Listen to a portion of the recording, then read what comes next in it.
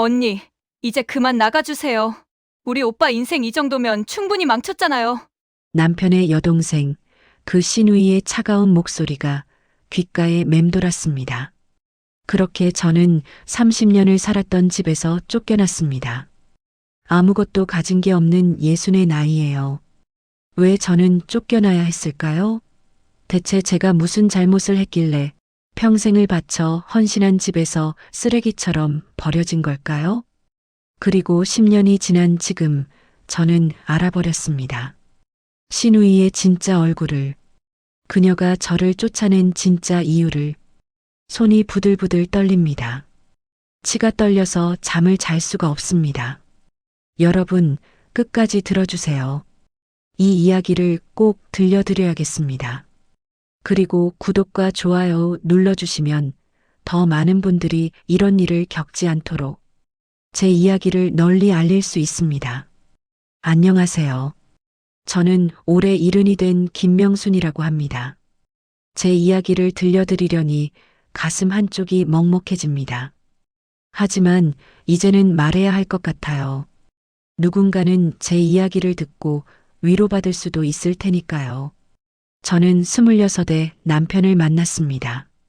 평범한 회사원이었던 남편 박철수 씨는 성실하고 착한 사람이었어요. 조금 우유부단한 면이 있긴 했지만 그래도 가정적이고 따뜻한 사람이었죠. 시집을 갈 때 시어머니께서 말씀하셨죠. 며느리, 우리 철수가 좀 순하긴 한데 그래도 착하니까 잘 살 거야. 그리고 우리 막내딸 미선이가 있는데 그 애도 잘 챙겨줘야 해. 오빠 하나밖에 없어서 오빠를 엄청 따르거든. 네, 저는 그 말을 믿었습니다. 시누이 박미선이도 처음엔 참 착해 보였어요. 22살이었던 그 아이는 대학생이었고 언니라고 잘 따랐거든요. 형님, 저 앞으로 잘 부탁드려요. 오빠 잘 챙겨주세요. 그때의 밝은 웃음이 아직도 기억납니다. 그게 가면이었다는 걸 그때는 몰랐죠. 저는 정말 열심히 살았습니다. 결혼하고 1년 만에 아들 준호를 낳았고 3년 뒤에는 딸 수진이를 낳았어요. 두 아이를 키우면서 시댁 살림도 도맡아 했죠. 남편은 회사 일로 바빴고 시어머니는 몸이 약하셔서 제가 모든 걸 했어요. 아침 6시에 일어나 시부모님 진지 준비하고 남편 출근 준비시키고 아이들 유치원 보내고 빨래하고 청소하고 장 보고 저녁 준비하고 목이 메입니다. 그때는 힘들어도 당연한 일이라고 생각했거든요. 며느리니까, 아내니까, 엄마니까. 시누이 미선이는 대학 졸업하고 바로 결혼했어요. 결혼 상대는 대기업 다니는 남자였는데 시누이는 그게 자랑이었죠. 형님, 우리 남편 대기업 다녀요. 연봉도 엄청 높고 형님네 오빠랑은 좀 다르죠? 처음엔 농담인 줄 알았어요. 하 웃으며 넘겼죠. 하지만 시간이 지나면서 그게 농담이 아니라는 걸 알게 됐습니다. 명절 때마다 시누이는 빈손으로 왔어요. 시부모님께 용돈도 안 드리고 선물도 없이 그냥 왔죠. 대신 제가 준비한 음식을 먹고 제가 차려놓은 상을 받고 그렇게 돌아갔어요. 미선아, 엄마 아빠 용돈 좀 드려라. 형님이 매번 드리시는데 너도 좀. 시어머니가 조심스럽게 말씀하시면 시누이는 이렇게 대답했습니다. 엄마, 우리도 애들 키우느라 빠듯해요. 형님은 워낙 살림 잘하시잖아요. 우리보다 여유 있으실 거예요. 여유? 저희가 무슨 여유가 있었나요? 남편 월급으로 생활비 대고 아이들 학원비 내고 시부모님 용돈 드리고 나면 남는 게 없었어요. 저는 옷 한 벌 제대로 사입지 못했습니다. 친정 조카 돌잔치에 갈 때도 10년 된 옷을 입고 갔죠. 하지만 시누이는 명품 가방을 들고 다녔어요. 명절 때 올 때마다 새 가방, 새 옷을 입고 왔죠. 형님, 이거 이번 시즌 신상이에요. 예쁘죠? 그래, 예쁘네. 제 대답은 늘 짧았습니다. 길게 말하면 목이 메일 것 같았거든요. 명절 음식 준비도 늘 제 몫이었어요. 시누이는 손 하나 까딱하지 않고 거실에 앉아 있었죠. 처음에는 부엌에 들어오기라도 했어요. 형님, 제가 도와드릴까요? 아니야, 괜찮아. 내가 서툴러서 오히려 일이 늦어질 것 같아. 그렇게 거절하면 시누이는 아주 편하게 거실로 나가버렸죠. 마치 기다렸다는 듯이요. 시간이 지나면서 아예 물어보지도 않았어요. 당연하다는 듯이 소파에 누워 핸드폰만 만지작거렸죠. 미선아, 너도 좀 도와줘. 형님 혼자 힘드시잖아. 남편이 조심스럽게 말하면 시누이는 짜증 섞인 목소리로 대답했습니다. 오빠, 형님이 워낙 완벽하게 하시는데 제가 끼어들면 방해만 되잖아요. 형님 맞죠? 그리고는 저를 쳐다봤어요. 그 눈빛에는 도전 같은 게 있었습니다. 제가 뭐라고 하길 바라는 듯한. 응, 괜찮아. 저는 고개를 숙이고 부엌으로 들어갔습니다. 눈물이 핑 돌았지만 보여줄 수 없었어요. 그런데 정작 문제는 따로 있었습니다. 시누이는 시부모님 앞에서는 딴 사람이었거든요. 어머니, 제가 과일 좀 깎아드릴게요. 아이고, 우리 딸이 효녀네. 아버지, 이거 건강식품인데요. 제가 사왔어요. 꼭 드세요. 그래, 고맙다. 역시 딸이 좋아. 시부모님은 시누이를 예뻐했어요. 가끔 와서 잠깐 애교 부리는 게 날마다 고생하는 것보다 더 보기 좋았나 봅니다. 저는 그게 너무 억울했어요. 하지만 말할 수 없었습니다. 그러면 제가 질투하는 것처럼 보일 테니까요. 명순아, 너도 미선이처럼 좀 밝게 굴어봐. 너 요즘 표정이 왜 그래? 시어머니의 그 말이 가슴에 비수처럼 박혔습니다. 제가 밝게 굴 시간이 있었나요? 아침부터 밤까지 일만 하는데. 하지만 저는 참았어요. 가족이니까, 시댁 식구니까, 그렇게 생각했습니다. 그렇게 10년이 흘렀습니다. 시아버지가 돌아가셨어요. 암이었습니다. 병원비가 엄청났죠. 저희가 거의 다 됐습니다. 시누이네는 몇 번 적은 돈만 보태주고는 바빠서 병원에 못 온다고 했어요. 형님, 우리도 애들 학원비며 대출이며 빠듯해서요. 죄송해요. 그 말을 들을 때마다 속이 쓰렸지만 저는 아무 말도 하지 않았습니다. 시아버지 장례식 때도 시누이는 꾸민 눈물을 흘렸어요.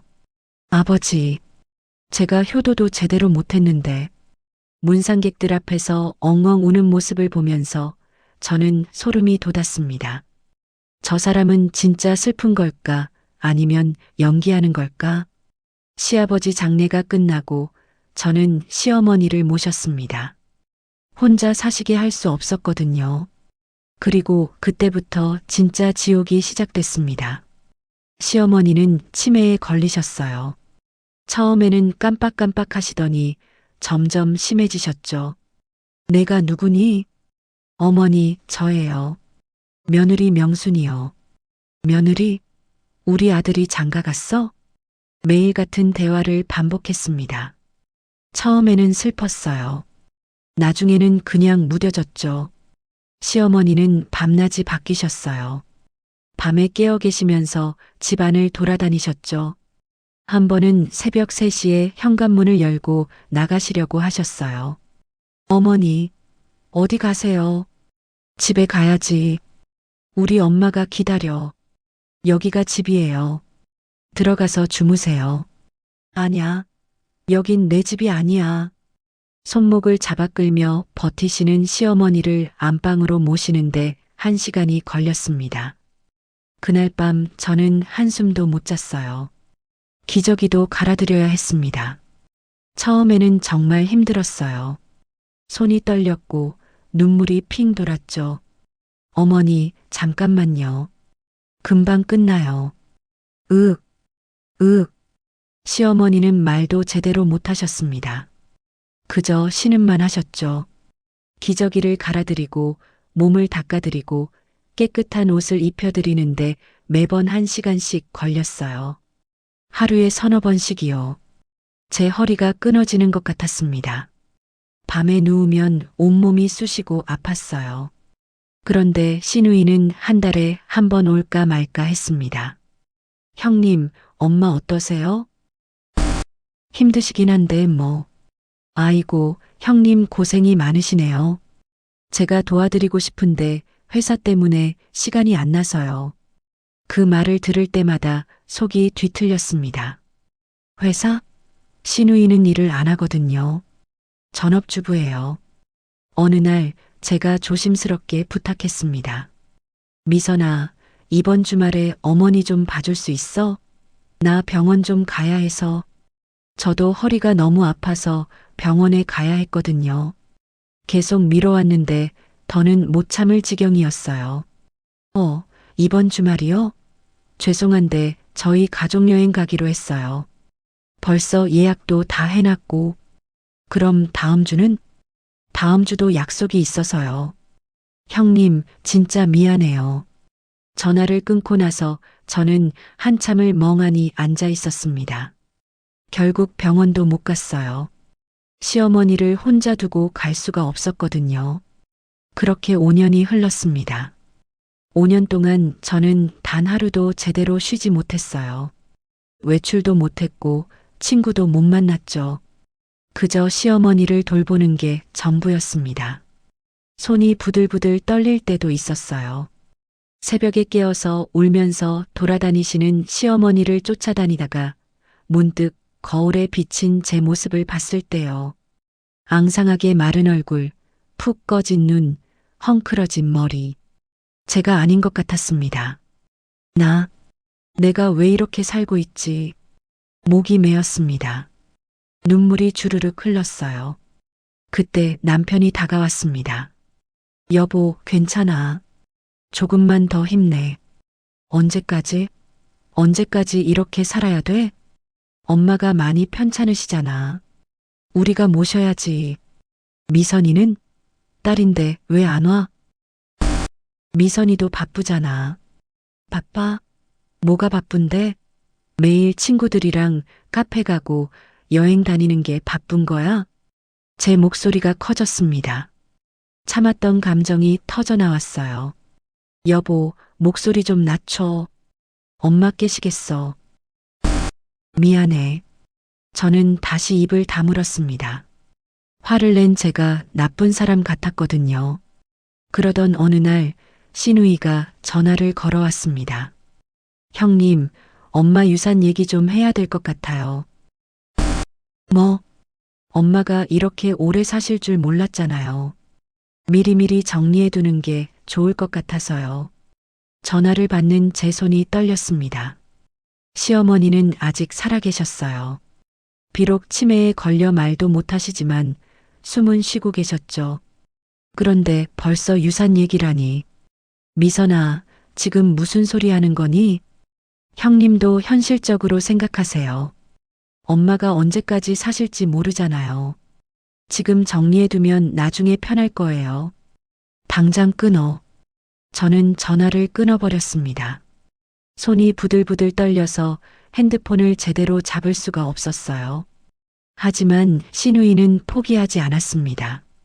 일주일 뒤 시누이는 남편에게 전화를 걸었어요. 그리고 남편을 설득했죠. 오빠, 엄마 재산 정리 좀 해야 되지 않을까? 나중에 형님이 힘들어 하실 텐데. 남편은 순한 사람이었습니다. 동생 말에 쉽게 넘어갔죠. 그래. 그럴까? 오빠, 이번 주말에 우리 집에서 만나요. 형님도 데리고 오세요. 그렇게 우리는 시누이 집으로 갔습니다. 강남의 큰 아파트였어요. 30평이 넘는 넓은 집이었죠. 저희 집의 2배는 됐습니다. 어서 오세요, 오빠, 형님. 시누이가 반갑게 맞아줬어요. 하지만 그 미소가 가짜라는 걸 알 수 있었습니다. 거실에 앉자마자 시누이는 노트북을 펼쳤어요. 이미 다 준비해 온 거였죠. 오빠, 형님, 엄마 재산이 이 정도예요. 화면에는 부동산, 예금, 적금, 주식, 온갖 재산 목록이 나열돼 있었습니다. 집 한 채는 시골에 있는 오래된 집이고요. 아파트 분양권은 강서구에 있어요. 그리고 예금이 8천만 원, 적금이 3천만 원. 신우이는 또박또박 설명했습니다. 마치 오래 준비한 발표를 하는 것처럼요. 동생 생각은 어떤데? 남편이 물었습니다. 당연히 공평하게 나눠야죠. 오빠랑 우리 남편이랑 반반이요. 그래, 그게 맞지. 남편이 고개를 끄덕이려는 순간 저는 끼어들었습니다. 잠깐만요. 네, 형님? 신우이가 저를 쳐다봤어요. 그 눈빛에는 짜증이 섞여 있었습니다. 어머니 간병은 누가 했는데요? 네, 5년이에요. 5년 동안 제가 혼자 했어요. 당신은 한 달에 한 번 얼굴 비추는 게 다였잖아요. 목소리가 떨렸습니다. 참았던 감정이 터져 나오려는 걸 간신히 억눌렀어요. 형님, 그건 며느리가 당연히 해야 할 일 아닌가요? 당연해. 5년 동안 밤낮 없이 기저귀 갈아드리고 밥 먹여드리고 목욕시켜드리는 게 당연한 거예요? 그럼 뭐 어쩌라는 거예요? 제가 일도 있고 애들도 있는데 어떻게 엄마를 모셔요? 일? 당신 일 안 하잖아요. 형님, 신우이의 목소리가 높아졌습니다. 형님, 그렇게 따지면 우리도 할 말 많아요. 그동안 엄마 용돈은 누가 드렸는데요? 우리가 매달 50만 원씩 드렸잖아요. 뭐? 저는 남편을 쳐다봤습니다. 남편은 고개를 숙였어요. 여보, 그게 당신 그런 적 없잖아. 우리가 매달 30만 원씩 드렸지. 증거 있으세요? 신우이가 비웃었습니다. 우리는 통장 이체 내역 다 있는데 매달 50만 원씩 5년 동안 총 3천만 원이요. 여기 프린트해 왔어요. 신우이가 서류를 꺼냈습니다. 정말로 통장 이체 내역이었어요. 저는 할 말을 잃었습니다. 우리는 늘 현금으로 드렸거든요. 시어머니가 통장 관리를 못하셔서 손에 쥐어드리면 그게 더 편하시다고 하셔서 형님, 엄마 수발 드는 건 며느리 돌이고 돈은 자식들이 내는 거잖아요. 그런 거 가지고 유산에 더 달라고 하시면 안 되죠. 그건 너무 욕심인 것 같은데요. 욕심? 제가 욕심을 부린 거라고? 목이 메었습니다. 눈물이 핑 돌았지만 흘리면 안 될 것 같았어요. 그러면 제가 지는 것 같았거든요. 형님, 공평하게 나누자고요. 오빠도 그게 맞다고 하시잖아요. 남편은 아무 말도 하지 않았습니다. 그저 고개를 숙이고 있을 뿐이었죠.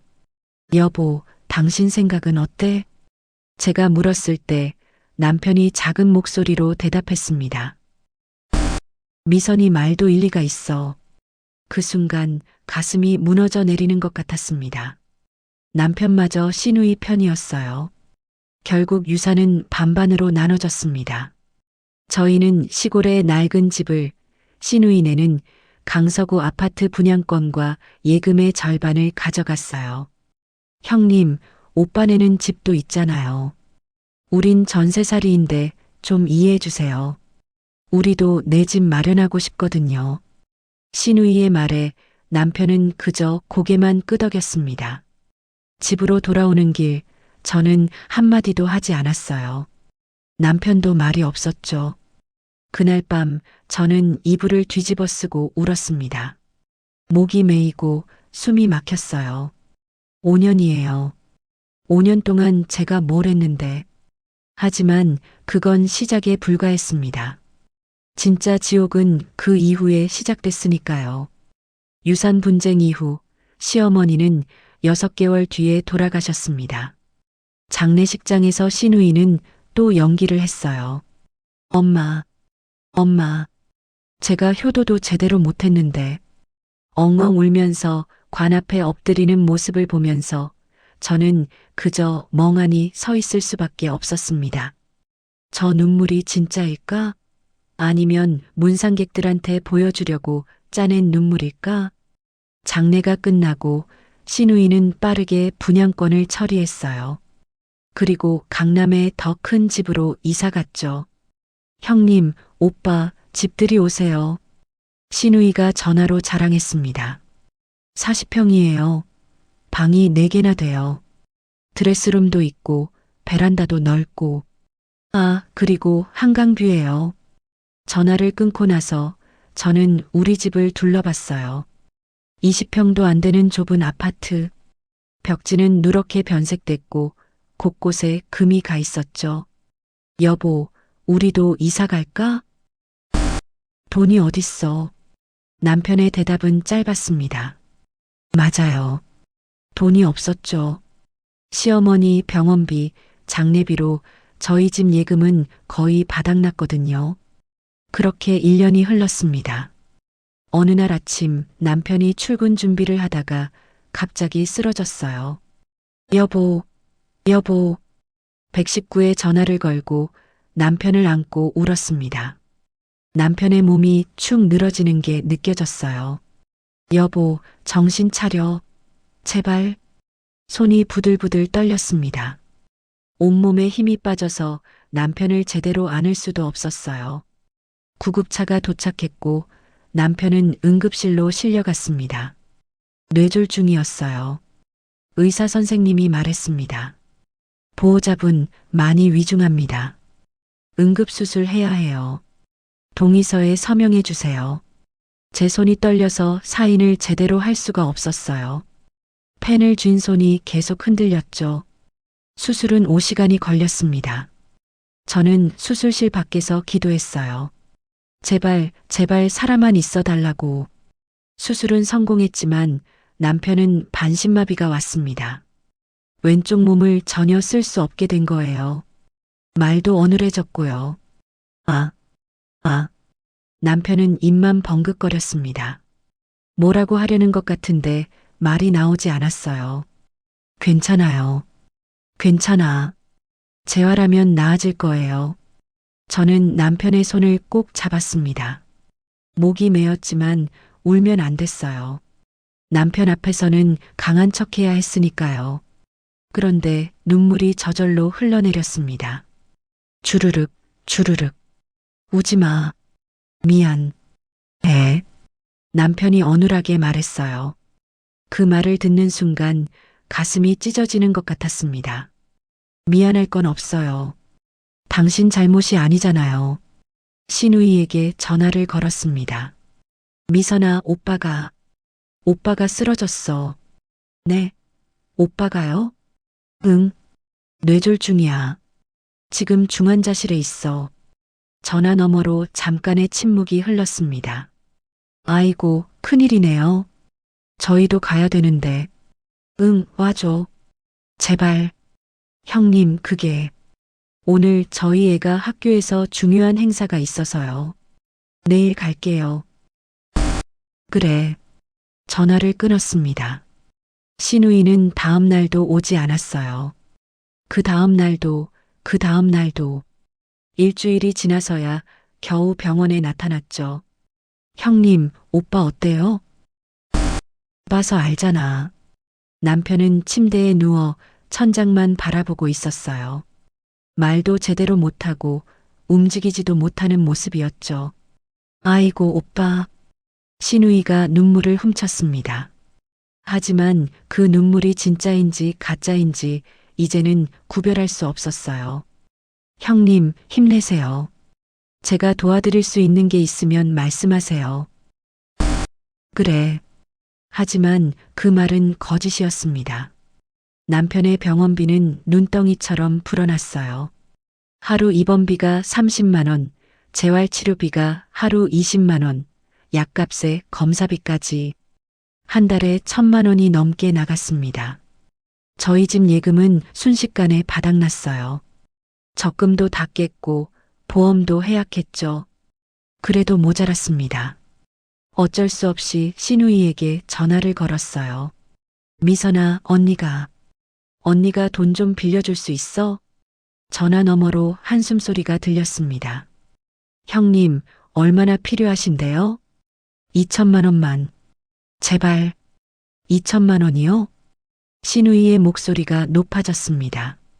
형님, 그게 작은 돈이 아니잖아요.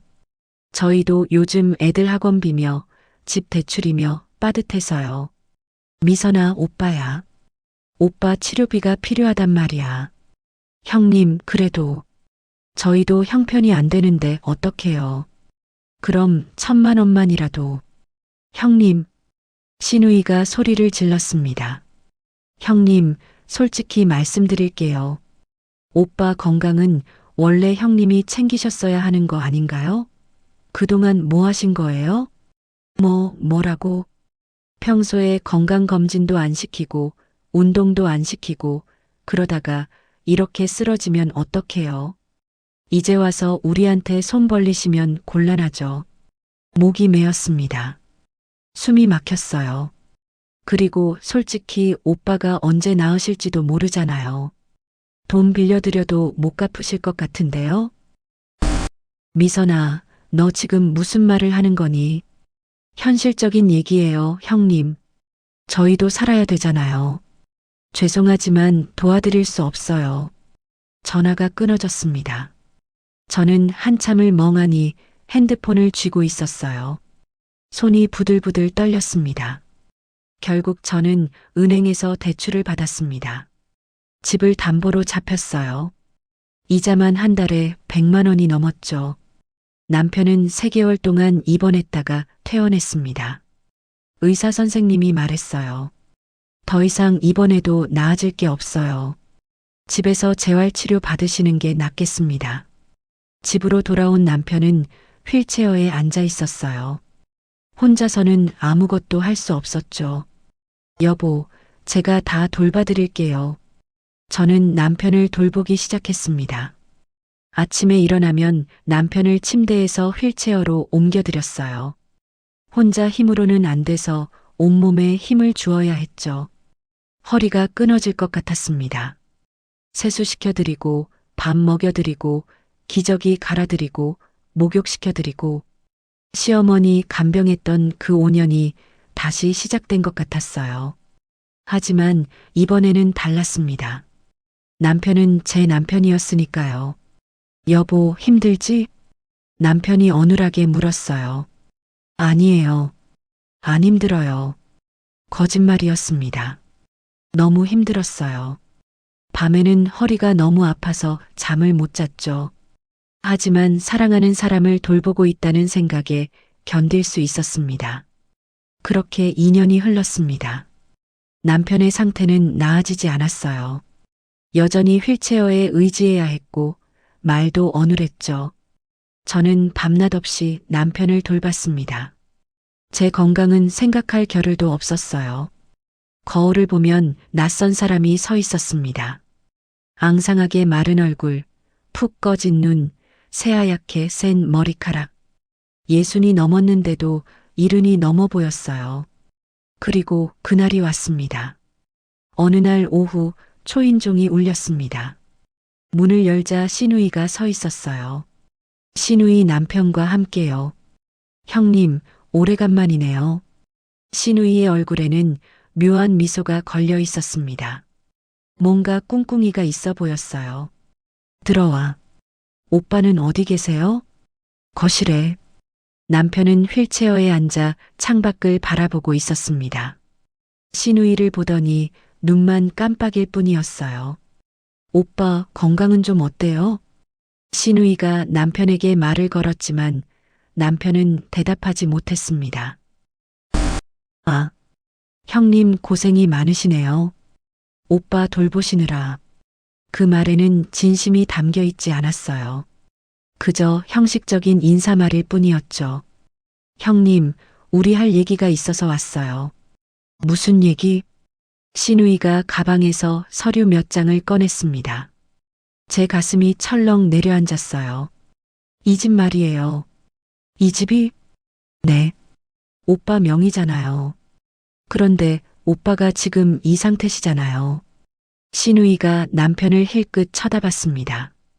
그 눈빛에는 동정이 아니라 계산이 담겨 있었어요. 만약에 무슨 일이 생기면 이 집은 법적으로 복잡해질 수 있어요. 무슨 소리야? 그래서 오빠 명의를 우리 남편 명의로 바꾸려고요. 순간 귀를 의심했습니다.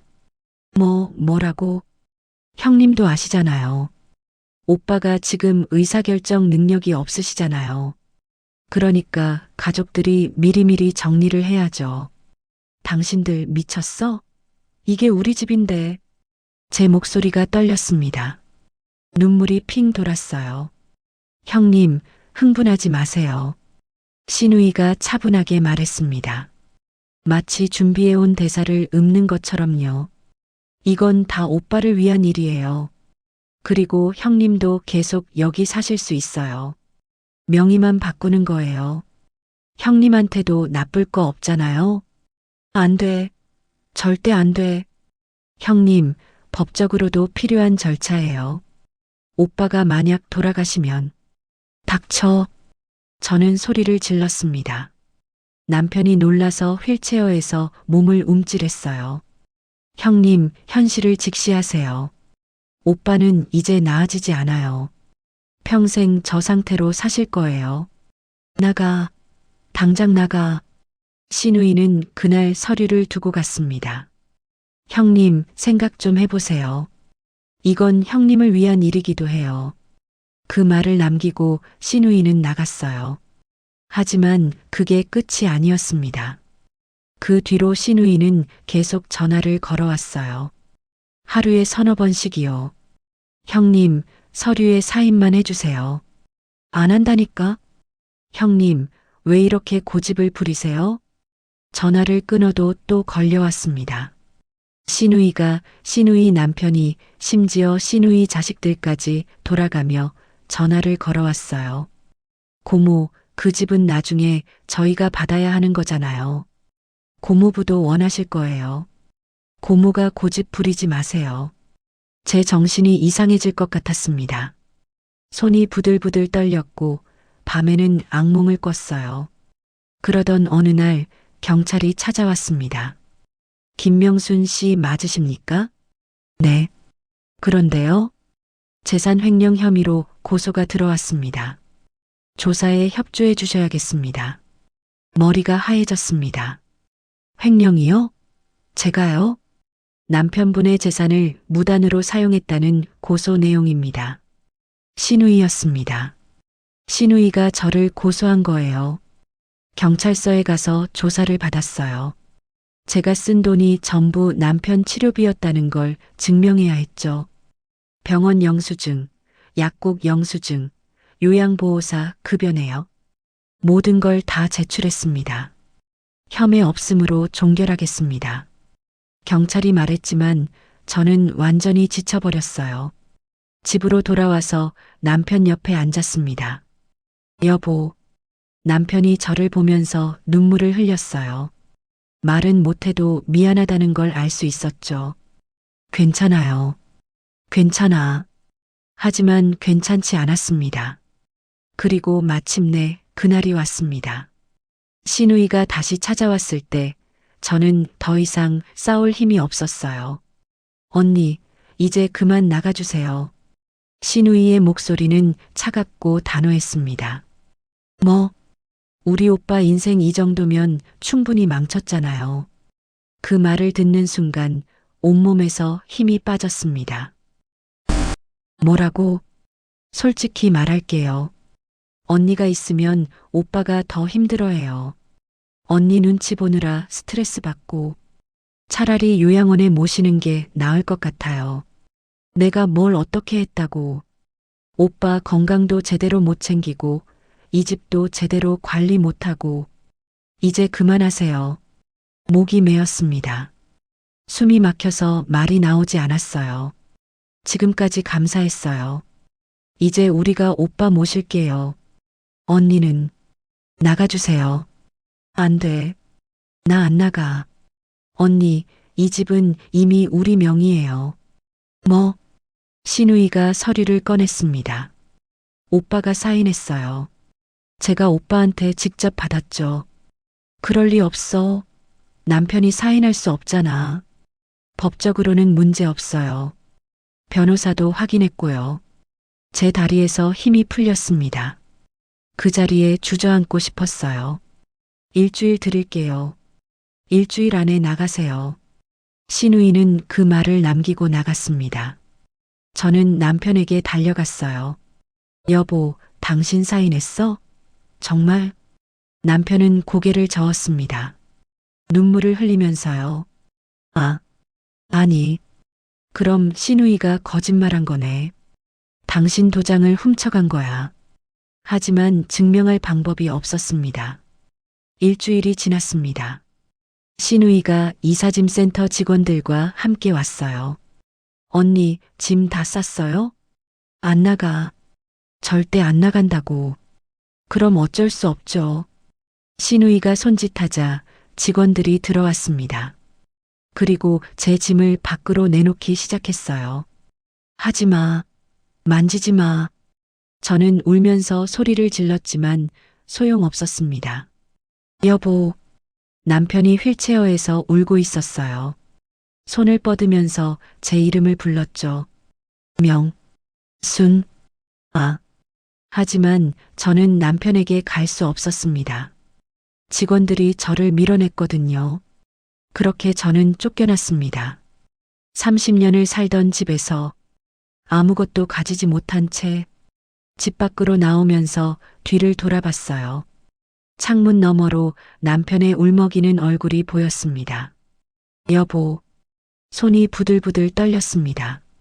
다리에 힘이 풀려나가 떨어질 것 같았어요. 그 순간 깨달았습니다. 저는 이제 아무것도 없다는 것을. 저는 친정 조카 집에 신세를 지게 됐습니다. 짐 보따리 하나 들고 조카 집 문을 두드렸을 때 저는 사람이 이렇게까지 비참해질 수 있구나 싶었어요. 고모, 어떻게 된 거예요? 미안하다. 잠깐만 신세 좀 지자. 조카는 착한 아이였습니다. 아무 말 없이 저를 받아줬어요. 하지만 제 마음은 편할 수 없었죠. 매일 밤 울었습니다. 남편 생각에, 자식들 생각에 눈물이 멈추지 않았어요. 남편은 지금 어떻게 지내고 있을까? 신우이가 잘 돌봐주고 있을까? 아니, 잘 돌봐줄 리 없죠. 그 사람이 남편을 사랑해서 데려간 게 아니잖아요. 집을 차지하려고 한 거였으니까. 아들 준호에게 전화를 걸었습니다. 준호야. 엄마. 아들의 목소리가 차가웠어요. 엄마, 고모가 그러는데 엄마가 아빠 재산 횡령했다며? 아니야, 그건 오해야. 고모가 거짓말한 거야. 엄마, 고모가 증거도 다 있다는데요? 통장 내역도 있고. 그건, 엄마, 솔직히 말해봐요. 정말 안 그랬어요? 아들마저 저를 의심했습니다. 가슴이 무너져 내렸어요. 준호야, 엄마 말 좀 들어봐. 그건 다 아빠 치료비로. 엄마, 이제 그만해요. 고모가 이제 아빠 모신다고 하잖아요. 엄마는 좀 쉬세요. 뭐? 엄마도 나이 드셨잖아요. 이제 편하게 사세요. 전화가 끊어졌습니다. 딸 수진에게도 전화했지만 마찬가지였어요. 엄마, 왜 그러세요? 고모한테 집까지 빼앗기고. 엄마가 뭘 잘못한 거 아니에요? 수진아, 엄마는. 엄마, 저도 바빠요. 나중에 전화할게요. 아이들마저 저를 버렸습니다. 신우이가 뭐라고 했는지 몰라도 제 자식들이 저를 믿지 않는다는 게 너무 슬펐어요. 그렇게 1년이 흘렀습니다. 조카 집에서 빌부터 사는 제 모습이 초라했습니다. 매일 방구석에 틀어박혀서 울기만 했어요. 고모, 이러시면 안 돼요. 밖에 좀 나가세요. 미안하다. 고모, 고모부 보러 가보셨어요? 갈 수가 없어. 얼굴 볼 낯이 없어서. 하지만 조카는 포기하지 않았습니다. 고모, 고모부가 요양원에 계신대요. 뭐? 제가 알아봤는데 고모부 요양원에 입원하셨대요. 요양원이요. 남편이 요양원에? 시누이가 집에서 모신다고 했는데 저는 당장 그 요양원으로 달려갔습니다. 손이 떨렸어요. 남편을 1년 만에 보는 거였으니까요. 요양원은 낡고 초라했습니다. 복도는 어두웠고 소독약 냄새가 진동했어요. 간호사에게 물었습니다. 박철수 환자 어디 계세요? 3층 302호실이요. 3층으로 올라가는 계단을 오르는데 다리가 떨렸습니다. 방문을 열었을 때 저는 그 자리에 얼어붙었어요. 남편은 낡은 침대에 누워 있었습니다. 야윈 얼굴, 움푹 들어간 눈, 앙상한 몸. 1년 전의 모습이 아니었어요. 여보, 남편이 저를 보더니 눈물을 흘렸습니다. 입이 떡 벌어졌다가 닫혔다가 했어요. 여보, 제가 왔어요. 저는 남편의 손을 잡고 울었습니다. 한참을 울었어요. 남편의 손은 뼈만 앙상했습니다. 살이 다 빠져서 손등에 핏줄이 그대로 보였어요. 여보, 미안해요. 제가 못난 게 죄예요. 제가 당신을 지켜주지 못했어요. 목이 메었습니다. 숨이 막혀서 제대로 말할 수 없었어요. 남편은 계속 눈물만 흘렸습니다. 말은 못해도 눈빛으로 알 수 있었어요. 보고 싶었다고, 기다렸다고, 왜 이제야 왔냐고 간호사를 붙잡고 물었습니다. 우리 남편, 가족들이 자주 와요? 가족이요? 한 번도 못 봤는데요. 뭐라고요? 입원하신 지 1년 됐는데 가족 한 번도 안 왔어요. 입원비도 3개월째 밀렸고요. 가슴이 철렁 내려앉았습니다. 입원비를 안 냈다고요? 네. 다음 달까지 안 내시면 퇴원 조치될 수도 있어요. 그 순간 모든 게 명확해졌습니다. 시누이는 남편을 모실 생각이 없었던 거예요. 그저 집만 빼앗으려고 했던 거죠. 남편을 요양원에 처박아 두고는 입원비도 안 내고 방치한 거였습니다. 치가 떨렸습니다. 손이 부들부들 떨려서 주먹을 쥘 수가 없었어요. 제가 입원비 낼게요. 제발 우리 남편 좀 봐주세요. 하지만 저한테 돈이 어디 있나요? 조카에게 부탁해서 입원비를 마련했습니다. 조카가 대출을 받아줬어요. 고모, 괜찮아요. 제가 도와드릴게요. 미안하다. 정말 미안해. 그날부터 저는 매일 요양원에 갔습니다. 남편 옆에 앉아서 손을 잡아주고 말을 걸어주고 밥을 먹여줬어요. 여보, 오늘 날씨 좋아요. 창문 좀 열까요? 남편은 고개를 끄덕였습니다. 예전보다 표정이 조금 밝아진 것 같았어요. 일주일쯤 지났을 때 조카가 전화를 걸어왔습니다. 고모 찾았어요. 뭘? 증거요. 고모 명의 도용 증거. 조카가 흥분한 목소리로 말했습니다. 시어머니 장례식 때 찍었던 영상 있잖아요. 제가 그때 핸드폰으로 찍어뒀던 거요. 정리하다가 발견했어요.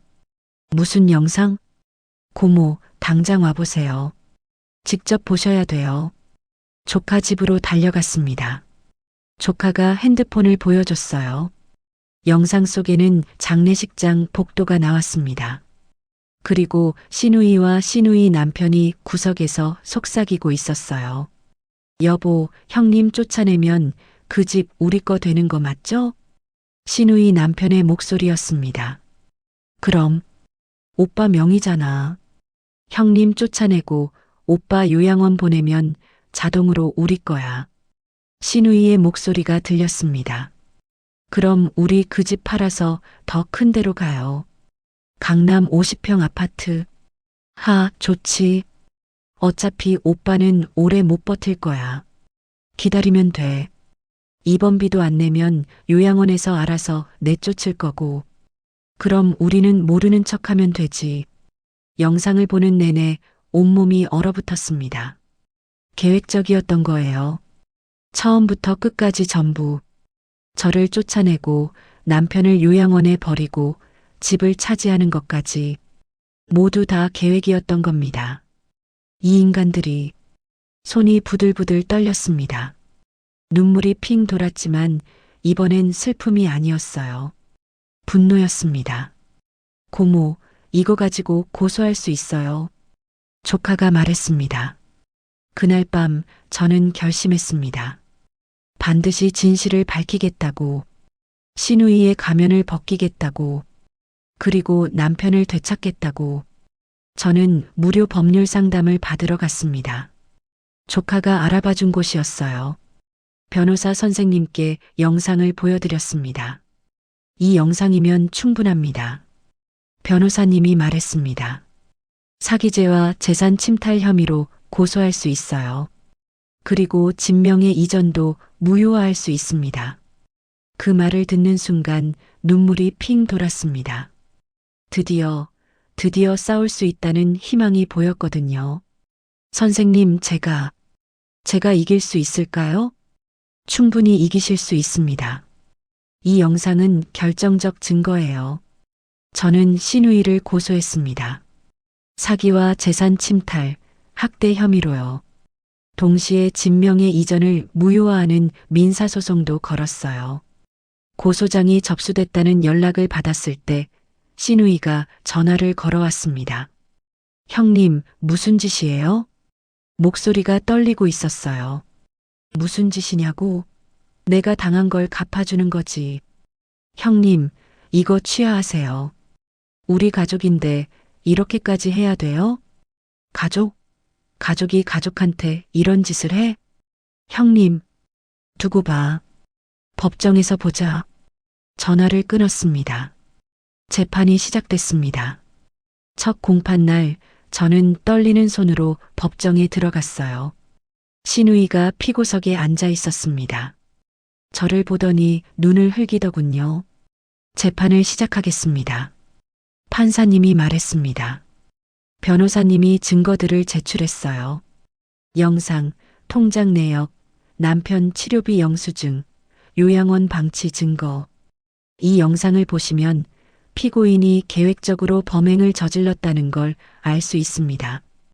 영상이 재생됐습니다. 법정에 신우이의 목소리가 울려 퍼졌어요. 형님 쫓아내고 오빠 요양원 보내면 자동으로 우리 거야. 신우이의 얼굴이 창백하게 변했습니다. 재판장님, 이건 조작된 영상이에요. 신우이가 벌떡 일어서면서 소리쳤습니다. 누가 봐도 합성이잖아요. 제가 그런 말을 할 리가 없어요. 피고인, 자리에 앉으세요. 판사님이 차갑게 말했습니다. 이 영상은 감정 결과 원본으로 확인됐습니다. 조작의 흔적이 없습니다. 아니에요. 이건 신우이가 말을 더듬었습니다. 다음 증인은 요양원 간호사였어요. 환자 박철수 씨의 가족이 방문한 적이 있습니까? 없습니다.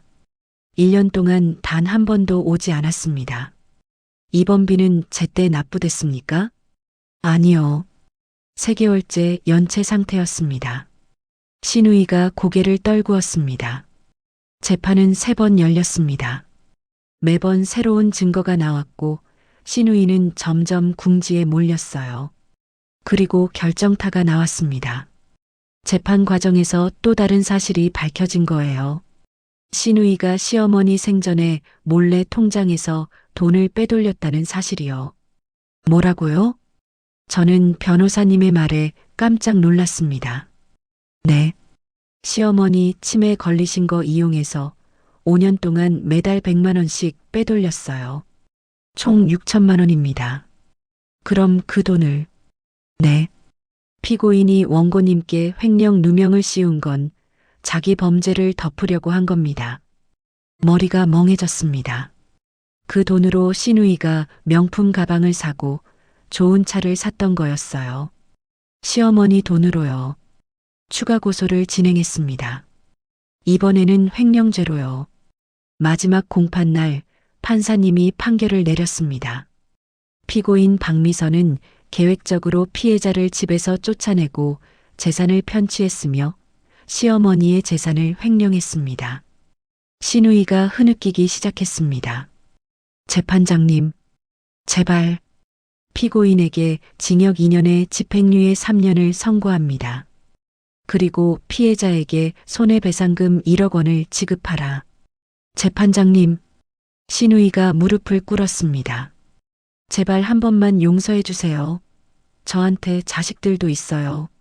하지만 판사님은 단호했습니다. 피고인의 범행은 계획적이고 악의적이었습니다. 특히 치매에 걸린 시어머니의 재산을 횡령한 것은 용서받을 수 없는 범죄입니다. 판결이 끝나고 저는 법정을 나왔습니다. 복도에서 신우이가 저를 붙잡았어요. 형님, 제발 항소 포기해 주세요. 신우이의 눈에는 눈물이 가득했습니다. 제가 잘못했어요. 정말 잘못했어요. 제발 용서해 주세요. 예전 같으면 불쌍해서 손을 내밀었을지도 모릅니다. 하지만 이제는 아니에요. 당신이 나한테 했던 것처럼 나도 당신을 용서 안 해. 신우이는 그 자리에 주저앉아 울었습니다. 저는 뒤도 돌아보지 않고 걸어갔어요. 손이 떨리지 않았습니다. 오히려 후련했어요. 집은 다시 남편 명의로 돌아왔습니다.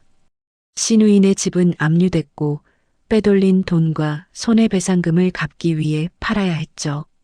그렇게 좋아하던 강남 아파트도 비싼 외제차도 전부 사라졌습니다. 신우이는 시골 작은 빌라로 이사 갔다고 들었어요. 남편과는 이혼했다더군요. 남편이 먼저 이혼을 요구했대요. 당신 때문에 형한테 얼굴을 못 들고 다녀. 아이들도 엄마를 원망한다고 했습니다. 엄마 때문에 우리가 학교에서 놀림받아 모든 걸 잃은 거죠. 가족도, 집도, 명예도, 돈도. 지금 저는 남편과 함께 우리 집에서 살고 있습니다. 요양원에서 모셔온 남편은 집으로 돌아오자마자 조금씩 좋아지기 시작했어요. 여보, 집이에요. 우리 집. 남편이 휠체어에 앉아서 집안을 둘러봤습니다. 눈물을 흘리면서요.